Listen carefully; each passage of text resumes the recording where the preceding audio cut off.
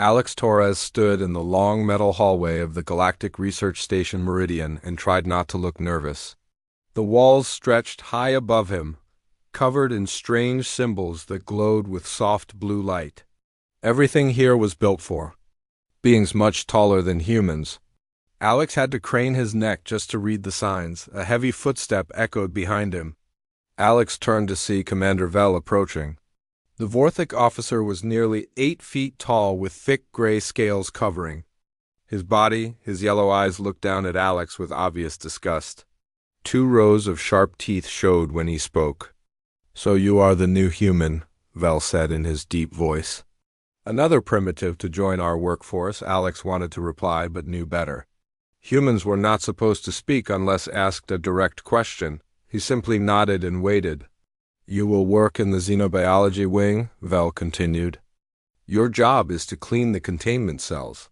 You will follow the schedule exactly. You will not deviate from your assigned tasks. You will not interact with the specimens. Do you understand these simple instructions?" "Yes, sir," Alex replied quietly. Vel handed him a small device that looked like a tablet. "This contains your daily assignments. The cleaning supplies are stored in Section 7. Report to work at 0600 hours every day. If you cause any problems, you will be sent to the mining colonies." Alex took the device and nodded again. He had heard about the mining colonies. Humans who went there rarely came back. Vel turned and walked away without another word. Alex looked down at the tablet. The screen showed a map of the station and a list of cell numbers. 47 different containment units. His job was to clean them all, every single day. Alex made his way to Section 7 to collect his supplies. The storage room was filled with cleaning equipment that seemed designed for much larger hands. He struggled to carry the heavy containers and tools, but managed to load everything onto a wheeled cart. The xenobiology wing was in the deepest part of the station. Alex had to take 3 different elevators to reach it. The walls here were thicker, and he could hear the hum of powerful energy shields. Warning signs in multiple languages covered every surface. The first cell contained something that looked like a giant spider made of metal. The creature pressed itself against the back wall when Alex approached. Its many eyes watched him as he cleaned the floor and walls through the energy barrier. The whole process took about 15 minutes. The second cell held a creature that resembled a floating jellyfish. It glowed with soft pink light and made musical sounds as Alex worked. This one seemed curious rather than afraid, drifting closer to watch him clean. Cell after cell contained different alien beings. Some were clearly intelligent, watching Alex with obvious awareness. Others seemed more like animals, pacing or sleeping without paying attention to him. A few became aggressive when he appeared, throwing themselves against the energy barriers or making threatening sounds. Alex noticed that all the creatures looked thin and unhealthy. Their cells were bare except for basic sleeping areas and feeding stations. No toys, no books, no entertainment of any kind. Just cold metal walls and bright lights that never dimmed. The other workers Alex encountered were mostly Vorthic and Chitauri. The Chitauri looked like giant insects with 4 arms and compound eyes. They moved quickly through the corridors, carrying data tablets and scientific equipment. None of them acknowledged Alex's presence. During his lunch break, Alex sat alone in the human section of the cafeteria. There were about 20 other humans on the station, all working different maintenance jobs. They kept to themselves and spoke in whispers. Alex learned that asking too many questions was dangerous. The aliens were always watching and listening. An older human named Tom sat down across from Alex. Tom had been on the station for 3 years and knew how things worked. "Keep your head down," Tom advised quietly. "Do your job and nothing else. Don't get curious about the specimens. Don't try to communicate with them. The Vorthak have sensors that monitor everything. What kind of experiments do they do?" Alex asked. Tom glanced around nervously. "Military research mostly. They study each species to find weaknesses they can exploit. Some of the creatures have been here for years. The Vorthak are trying to understand their abilities so they can either use them as weapons or defend against them." "That seems cruel," Alex said. Cruelty is a human concept, Tom replied. The Vortex see it as practical research. To them, we're all just specimens, too. The only difference is we're useful for manual labor. After lunch, Alex returned to his cleaning duties. The afternoon cells contained more unusual creatures. One looked like a tree made of crystal that sang in harmonious tones. Another resembled a cloud of glowing gas that formed different shapes as Alex worked. The creatures in the later cells seemed more aware of their surroundings. Alex noticed that several of them had scratch marks on their walls, as if they had been trying to communicate or keep track of time. The Vorthik probably saw these as random animal behaviors, but Alex wondered if there was more intelligence here than anyone realized. By the end of his first day, Alex was exhausted. The cleaning work was physically demanding, and the emotional weight of seeing so many imprisoned beings was draining. He returned his equipment to storage and made his way back to the human quarters. The human living area was cramped and basic. Alex had a small room with a bed, a desk, and a tiny bathroom. There was no window and no personal items allowed except for basic clothing. He lay down on the narrow bed and stared at the ceiling. Tomorrow, he would return to the xenobiology wing and clean all 47 cells again. And the day after that, and the day after that. This was his life now, serving as a janitor for an alien empire that saw him as barely more intelligent than an animal. But as Alex drifted off to sleep, he thought about the creatures he had seen that day. Some of them had looked back at him with what seemed like understanding, perhaps even compassion. Maybe he wasn't the only one in this place who was more than he appeared to be. The station hummed quietly around him as thousands of beings settled into another night of captivity, each dreaming of freedom in their own way. Alex had been working in the xenobiology wing for 3 days when he reached cell 47. He had developed a routine by now, moving efficiently from one containment unit to the next with his cleaning supplies. Most of the creatures had become familiar with his schedule and barely reacted to his presence. Anymore. Cell 47 was different. Alex approached the energy barrier and stopped in surprise. Inside the cell sat a tall, slender being unlike anything he had seen before. The creature had pale, almost translucent skin that seemed to glow faintly from within.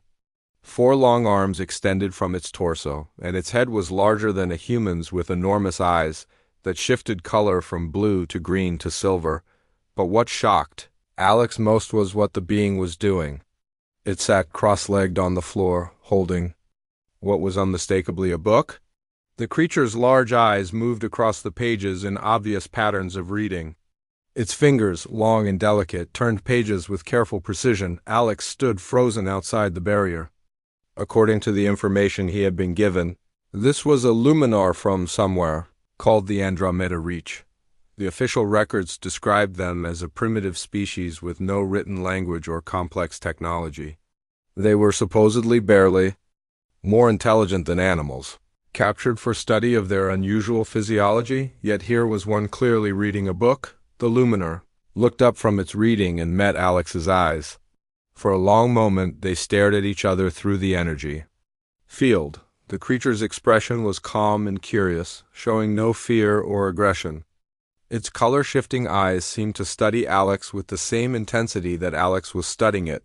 Slowly, the luminar closed the book and set it aside. It remained sitting but tilted its head slightly as if asking a question. Alex realized he had been standing there much longer than usual. His cleaning cart sat forgotten beside him. Alex forced himself to move.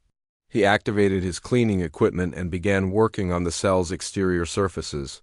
But he found it difficult to concentrate. Every few seconds he glanced back at the luminar, who continued to watch him with obvious interest.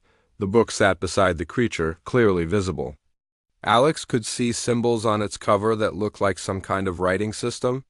Where had a supposedly primitive being gotten a book? How had it learned to read?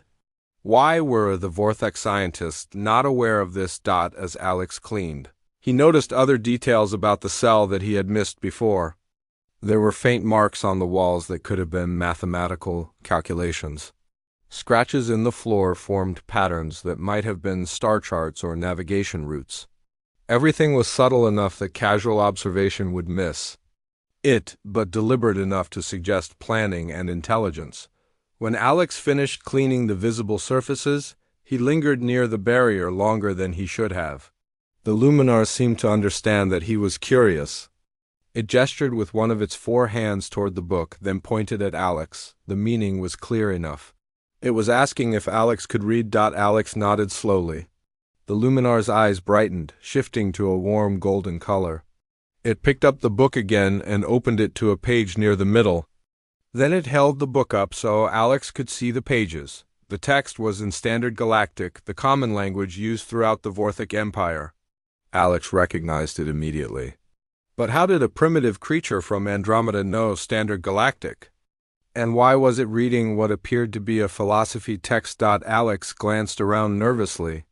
The corridor was empty, and the monitoring sensors were focused on the interior of the cells rather than the areas where he worked.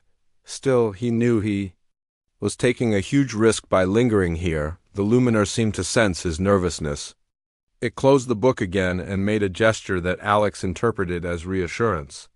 Then it pointed to itself and mouthed a single word. Alex couldn't hear through the barrier, but he could read lips well enough to understand. Kale, the creature, was telling him its name. Alex looked around once more, then pointed to himself and mouthed back, Alex. Kale nodded and made what might have been a smile. The expression was alien but somehow warm and friendly. For the first time since arriving at the station, Alex felt like he had made a connection with another being. Alex forced himself to finish his work and move on to the next cell, but his mind kept returning to what he had seen. Kale was clearly intelligent, possibly more intelligent than his captors realized. The book, the markings in the cell, the easy communication, none of it matched the official description of Luminar as primitive animals. As Alex continued his rounds, he began to look more carefully at the other creatures. Were any of them also hiding their true nature? The crystal tree being had been creating harmonic patterns that could have been mathematical sequences. The floating jellyfish creature had been arranging small objects in its cell in what might have been symbolic patterns. What if many of these supposedly primitive species were actually highly intelligent? What if they were all just pretending to be simple creatures to avoid worse treatment? Alex had heard stories about what happened to species that the Vorthak considered genuinely threatening. They were usually enslaved or eliminated entirely. Maybe hiding their intelligence was a survival strategy. When Alex returned to the human quarters that evening, he found it difficult to sleep. His mind raced with questions and possibilities. He thought about Kale sitting calmly in his cell, reading a philosophy book while his captors believed he was barely sentient. Alex realized that he was probably the only person on the station who knew the truth about the Luminar. The Vorthak. Scientists observed the creatures through remote sensors and conducted their experiments from a distance. They never spent extended time actually watching their subjects the way Alex did during his cleaning work. This gave Alex a unique perspective, but also a dangerous responsibility. What should he do with this knowledge? If he reported what he had seen, the Vorthak might decide that Kale was too intelligent to be kept alive. If he said nothing, he would be complicit in keeping an obviously sentient being imprisoned. Alex stared at the ceiling of his small room and wondered if Kale was looking at the ceiling of his cell right now, thinking similar thoughts. Two intelligent beings, both trapped by circumstances beyond their control, both pretending to be less than they were. Tomorrow Alex would return to cell 47. He would clean the surfaces and try to act normal while Kale pretended to be a primitive animal? But now they both knew the truth about each other. The question was what they would do with that knowledge. Over the next 2 weeks, Alex developed a careful routine around cell 47. He would clean the other cells at his normal pace, but when he reached Kale's containment unit, he would work more slowly and observe everything he could. Kale always seemed to know when Alex was coming. The Luminar would have any books or writing materials hidden before Alex arrived, but there were always subtle signs of intellectual activity. Marks on the walls that could have been equations, small objects arranged in complex patterns. scratches in the floor that resembled star charts. Alex began to realize that Kale had an entire collection of reading materials hidden somewhere in his cell. Different books appeared on different days, always carefully concealed from the automated sensors that monitored the interior. The Luminar had clearly studied the surveillance system and learned how to avoid detection. The books covered an impressive range of subjects. Alex glimpsed texts on mathematics, philosophy, xenobiology, engineering, and even what appeared to be poetry. All were written in Standard Galactic, suggesting that Kale had not only learned to read the common language but had somehow acquired an extensive library. Alex became increasingly careful about his own behavior. He learned the schedules of the Vorthak researchers and the timing of the automated sensor sweeps. During brief windows when monitoring was minimal, he would linger near Kale's cell and try to communicate through gestures and expressions. Kale proved to be remarkably good at understanding human body language. The Luminar could interpret Alex's facial expressions and hand signals with startling accuracy. They developed a basic system of communication that allowed for simple exchanges of information. One day, when Alex was certain they were unobserved, he took a significant risk. He pulled out his work tablet and showed Kale the screen displaying his cleaning schedule. Kale examined the device with obvious interest, then gestured for Alex to come closer to the barrier. When Alex approached, Kale began to speak in a low voice. The energy field muffled the sound, but Alex could just make out the words. They were in perfect Standard Galactic with no accent or grammatical errors. "You are different from the others, human." You see, rather than merely look, Alex nearly dropped his tablet in shock. Not only could Kale speak, but he spoke with the sophistication of a highly educated being. This was no primitive creature struggling with basic communication. "How?" Alex whispered. Glancing around nervously, Kale's eyes shifted to a warm blue color that Alex had learned indicated amusement. "My people have been observing your species and others for many generations. We learn by watching and listening. The Vorthak believe we cannot speak because we choose not to speak to them. Why are you speaking to me? Because you clean my cage, but you do not see a caged animal. You see another thinking being? That is rare among your captors," Alex realized. That Kale was right. The Vorthak researchers looked at their specimens as objects to be studied. They never considered that the creatures might be looking back at them with equal intelligence and awareness. "How many of your people are like you?" Alex asked. "All of us," Kale replied simply. "We have been pretending to be primitive for over 2,000 years. It has kept us alive while other advanced species were conquered or destroyed. The implications of this revelation were staggering. An entire species had successfully hidden their true nature from the galactic community for millennia. They had allowed themselves to be captured and studied rather than reveal their capabilities and face potential extinction." "What about the others?" Alex asked, gesturing toward the other cells. "Are any of them?" Kale nodded slowly. "More than you might think. The Zephyrin in Cell 32 can manipulate electromagnetic fields with their thoughts. The crystalline beings from Kepler-7 have perfect mathematical minds. The void swimmers can survive in the vacuum of space for months.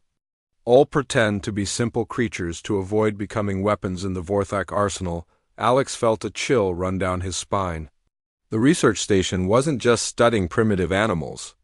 It was holding some of the most advanced beings in the galaxy, all of whom were hiding their true abilities to survive.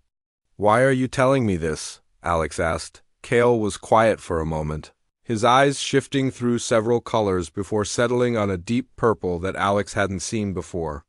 "Because your species is special and you don't realize it yet. We have been watching humans since your planet was first contacted. You have something that most species lack. What? You adapt. Other species excel in specific areas, but humans find ways to combine different approaches and create new solutions. The Vorthak are excellent warriors but poor innovators. The Chitauri are skilled engineers but cannot think beyond their programming. You humans see possibilities where others see only limitations." Alex thought about this. He had noticed that human workers on the station often found creative solutions to problems that stumped their alien supervisors. Simple mechanical issues that frustrated the Vorthak were easily resolved by human maintenance workers who approached them from unexpected angles. "What does that have to do with us being here?" Alex asked. "The galactic balance is changing," Kale explained. "The Vorthak Empire is becoming more oppressive and violent. They are enslaving or eliminating species at an increasing rate. Soon, there will be nothing left but servants and corpses." Alex felt a growing sense of unease. "What can anyone do about it?" Kale's eyes brightened to a brilliant gold. "We have been waiting for the right catalyst. A species with the intelligence to understand the situation and the adaptability to find solutions that others cannot see. Your people could be that catalyst, but only if they stop pretending to be primitive themselves." "We're not pretending," Alex protested. "Humans really are a young species compared to most others. Young, yes; primitive, no. The Vorthak want you to believe you are inferior because it makes you easier to control, but we have observed your species carefully. Humans have developed faster than any other known species. You went from basic agriculture to space travel in less than 10,000 years. Most species take 50,000 years or more to achieve the same progress." Alex had never thought about human development in those terms. He had always accepted that humans were newcomers to galactic civilization and therefore naturally inferior to older species. "What are you suggesting?" Alex asked. "That it might be time for all of us to stop hiding," Kale replied. "The universe needs a revolution, and revolutions require leaders who can think in new ways. Your species has that potential, but first, you must see yourselves as we see you." Alex looked around the sterile corridor filled with containment cells, holding supposedly primitive creatures. If Kale was right, this place was actually a prison for some of the most intelligent beings in the galaxy, and the guards had no idea what they were really holding. "How would such a revolution even be possible?" Alex asked. Kale smiled again, an expression that was becoming more familiar and comforting. "It would start with simple things. A human cleaning cages who realizes that the creatures inside are not what they seem. Information shared between species that have been kept apart. Small acts of cooperation that grow into larger movements." Alex felt the weight of possibility and responsibility settling on his shoulders. He was just a maintenance worker, but he might be in a unique position to start something much larger. "What do you need from me?" Alex asked quietly. "For now, just continue being who you are. Keep seeing us as thinking beings rather than specimens. When the time comes for more direct action, you will know." Alex nodded and reluctantly began to move away from the cell. He had already spent far too long in one place and would need to resume his normal cleaning pace to avoid suspicion. As he gathered his equipment, Kale spoke once more. "Alex, remember that revolutions begin with single individuals who choose to see truth instead of accepting comfortable lies. You have already taken the first step." Alex continued his rounds with his mind spinning. Everything he thought he knew about his situation had changed. He wasn't just a janitor in an alien research facility. He was potentially the first human to discover a hidden network of advanced species all waiting for the right moment to reveal themselves. The question was whether he was brave enough and smart enough to help them find that moment. Alex spent the following weeks learning to see the research station with completely new eyes. What had once appeared to be a facility studying primitive alien animals now revealed itself as something far more complex and disturbing. Kale had been teaching him to recognize signs of hidden intelligence in the other specimens. The crystal being in cell 18 wasn't just making random musical tones. It was performing mathematical calculations using harmonic frequencies.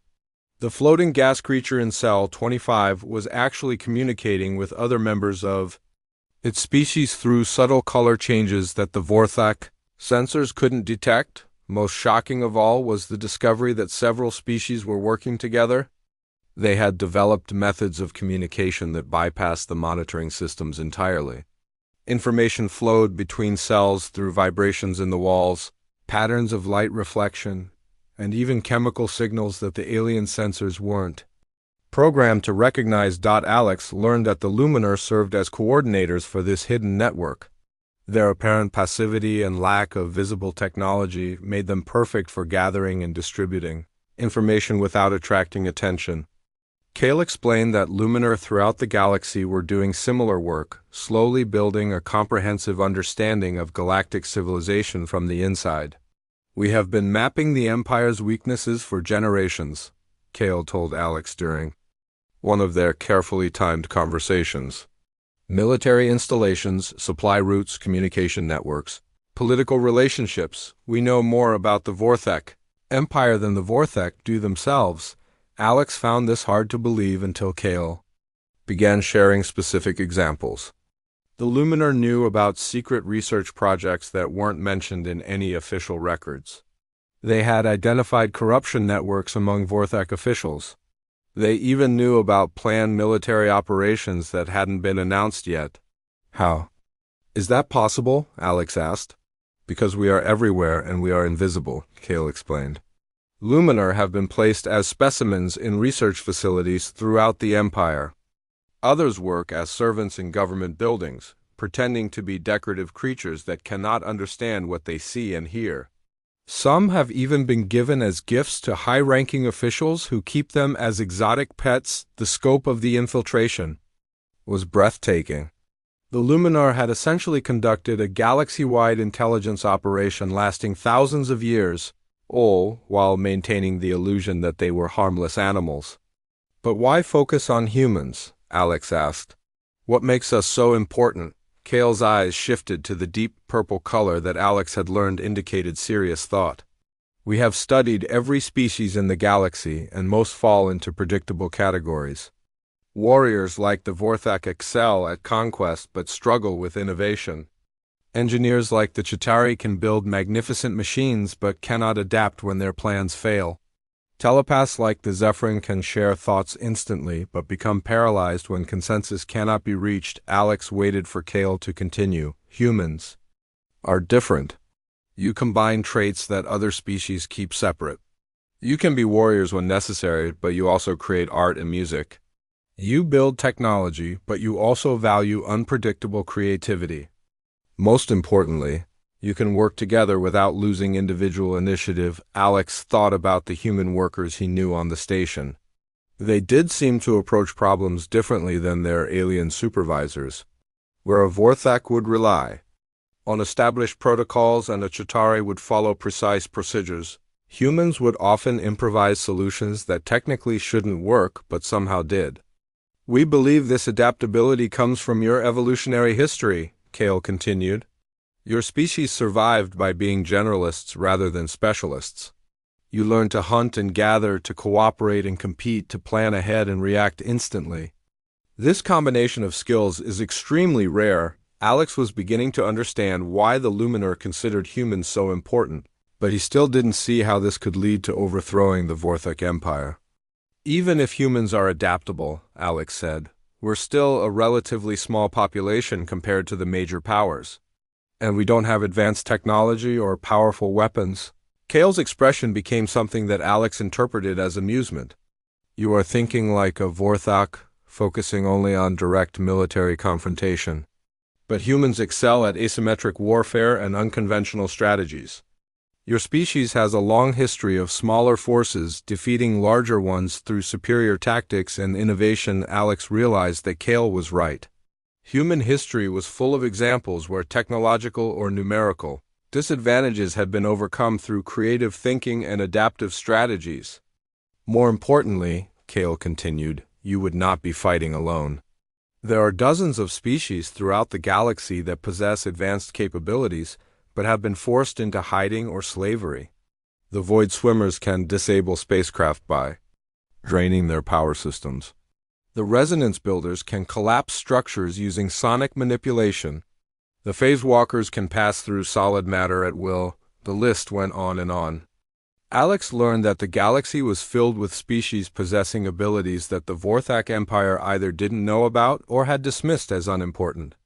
Each group had been suppressed or ignored because they didn't fit the Empire's understanding of useful military assets. The Vorthik only value brute force and overwhelming firepower, Kale explained. They cannot comprehend the potential of subtle abilities or unconventional tactics. This blindness is their greatest weakness, Alex began, to see the outlines of a possible strategy. Instead of confronting the Empire directly, a coalition of hidden species could use their unique abilities to strike at vulnerable points throughout the galactic infrastructure.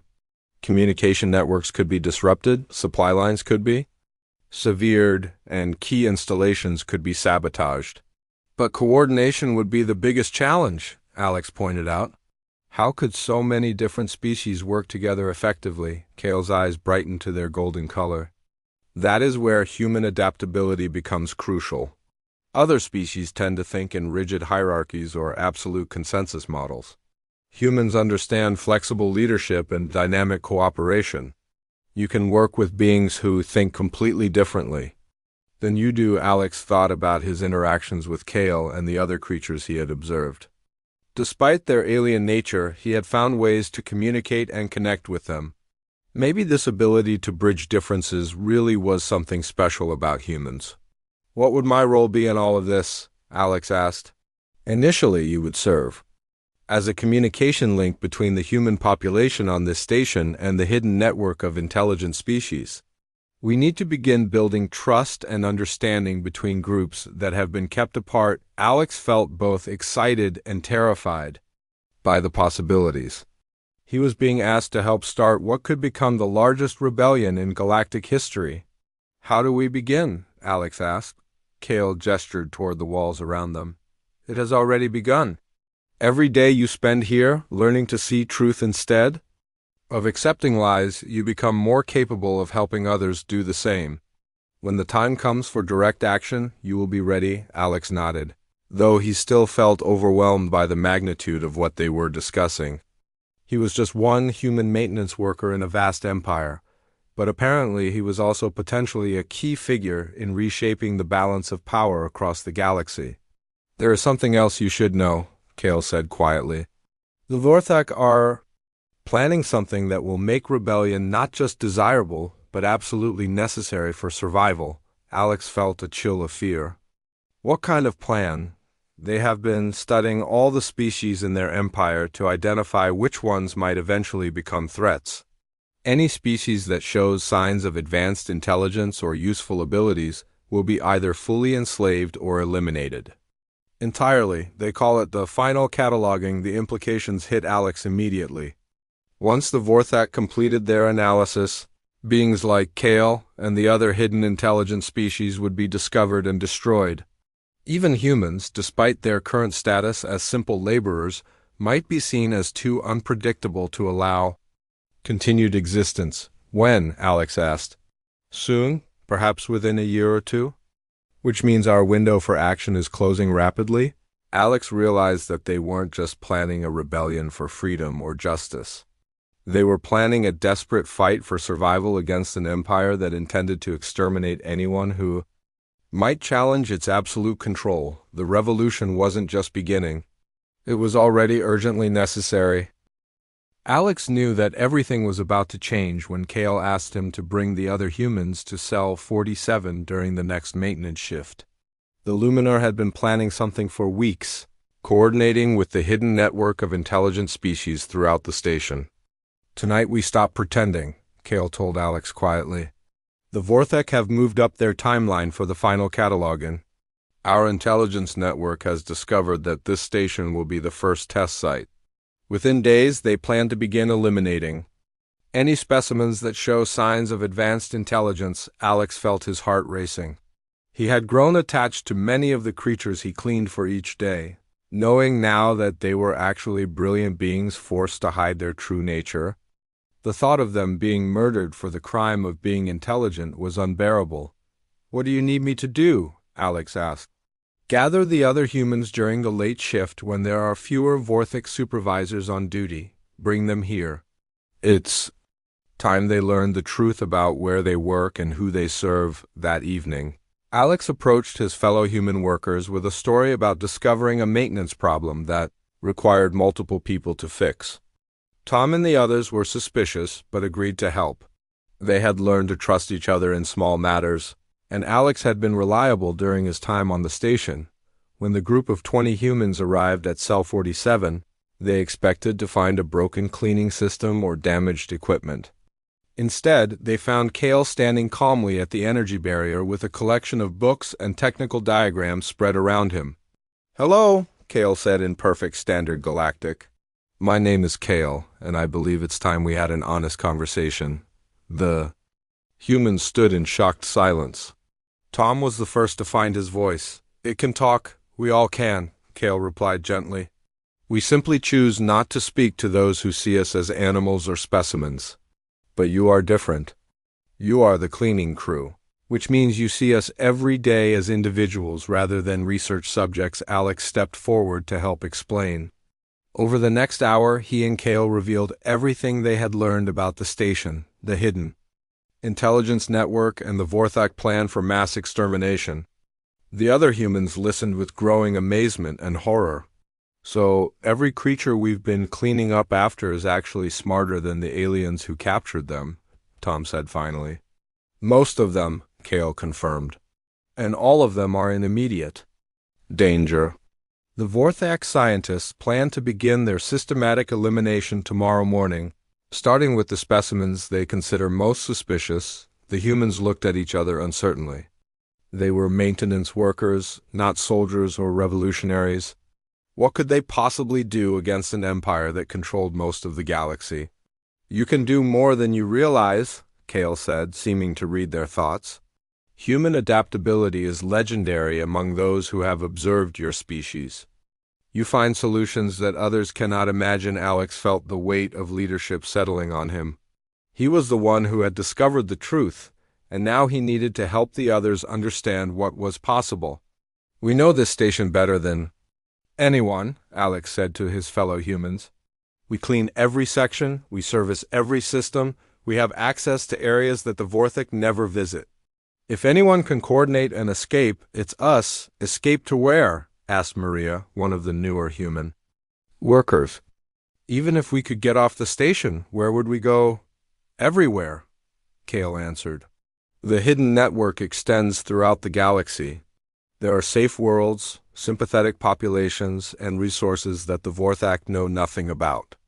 But first, we need to free the beings imprisoned here." Over the next several hours, they developed a plan that relied heavily on human creativity and the unique abilities of the various alien species. The crystal beings could generate electromagnetic pulses that would disable the monitoring systems. The gas creatures could create chemical reactions that would corrode the energy barriers. The phase walkers could move through walls to access security controls. Alex realized that each species had been assigned to cells specifically designed to contain their particular abilities. But the Vorthak had never considered what might happen if all those abilities were coordinated and used together. "The hardest part will be timing," Alex explained to the group. "We need to move simultaneously throughout the station. If the Vorthak realize what's happening too early, they'll activate the emergency protocols and eliminate all the specimens immediately." The humans split into teams, each responsible for a different section of the station. They would use their maintenance access to reach critical systems while the alien beings used their hidden abilities to overcome the containment technology. Tom looked worried. "Even if we can free everyone, how do we get off the station? The Vorthak will just recapture us or destroy us before we can escape." Kale's eyes shifted to their brilliant gold color. "We won't be escaping alone. Luminar throughout the galaxy have been waiting for this signal. When this station's communication array begins broadcasting our liberation message, it will trigger coordinated uprisings on dozens of worlds." Alex felt a chill of excitement and terror. They weren't just planning a jailbreak. They were starting a galactic revolution. The liberation began at midnight station time. Alex and his team used their maintenance codes to access the central power distribution system. While they worked to reroute energy flow away from the containment grids, the crystal beings began generating the electromagnetic pulses that would disable the monitoring sensors. Throughout the station, similar scenes played out as humans and aliens worked together for the first time in generations. The gas creatures created chemical clouds that corroded barrier generators. The phase walkers moved through solid walls to reach security stations that should have been inaccessible. The void swimmers drained power from backup systems that the Vorthak had thought were completely isolated. Commander Vel discovered the liberation when his personal communicator stopped receiving updates from the automated systems. By the time he reached the xenobiology wing, half the containment barriers had already failed, and the supposedly primitive specimens were working together with terrifying efficiency. Alex watched through a security monitor as Vel entered the main corridor and saw Kale standing calmly outside his former cell, surrounded by books and technical equipment. The Vorthak commander's expression went through a series of changes: confusion, recognition, and finally pure terror as he realized what he was actually looking at. "Impossible," Vel roared into his communicator. "The specimens are intelligent. They've been planning this. Send all security teams to..." His transmission was cut off as the void swimmers completed their work on the communication systems. The stations. Emergency protocols had been disabled, and the security teams found themselves locked out of their own control systems. Kale approached the stunned Vorthak commander with 4 books tucked under his arms. "Commander Vel, I believe we need to have that conversation you've been avoiding for 3 years. Alex felt a moment of satisfaction watching the arrogant alien officer realize that his primitive specimens had been observing and planning while he remained oblivious. But there was no time to enjoy the reversal. They still needed to complete the escape and broadcast their message to the galaxy. The human teams converged on the station's main communication array while the liberated aliens secured the docking bays and disabled the weapon systems. Alex found himself working alongside beings whose abilities he was only beginning to understand. But their coordination was remarkably smooth, despite their different biologies and thought patterns. "Humans really are natural coordinators," observed one of the phase walkers as they worked together to access a secured control panel. "You adapt to our methods faster than we adapt to yours." Within 6 hours, they had taken complete control of the research station. The Vorthak crew had been confined to secure areas, and the communication array was broadcasting a detailed message to Luminar agents throughout the galaxy. The liberation of Meridian Station was just the beginning. Alex stood in the main command center, surrounded by beings from dozens of different species. Books and technical manuals were scattered across every surface as the former specimens shared knowledge that had been hidden for generations. Kale approached him with what Alex had learned to recognize as a proud expression. "The galaxy will be different now," Kale said quietly. "Species that have hidden in the shadows for millennia are revealing themselves. The Vorthak Empire will discover that they never understood what they were actually controlling." Alex looked out through the station's main viewport at the stars beyond. Somewhere out there, other humans were learning that they were not the primitive species they had been taught to believe. Other intelligent beings were stepping out of the shadows to reclaim their freedom. "What happens next?" Alex asked. Kale's eyes shifted through several colors before settling on a warm blue that Alex associated with hope. "Now we build something better. A galactic community based on cooperation rather than domination. And humans, with their gift for bringing different species together, will help us learn how to make it work." Alex smiled as he watched liberated beings from across the galaxy working together to plan their new future. The simple act of cleaning a cage and really seeing the creature inside had led to the beginning of a new age. The revolution had begun with a human who chose to see intelligence where others saw only specimens. It would continue with the understanding that the greatest strength in the galaxy was not military might or advanced technology, but the ability to recognize the potential in others and help them achieve it.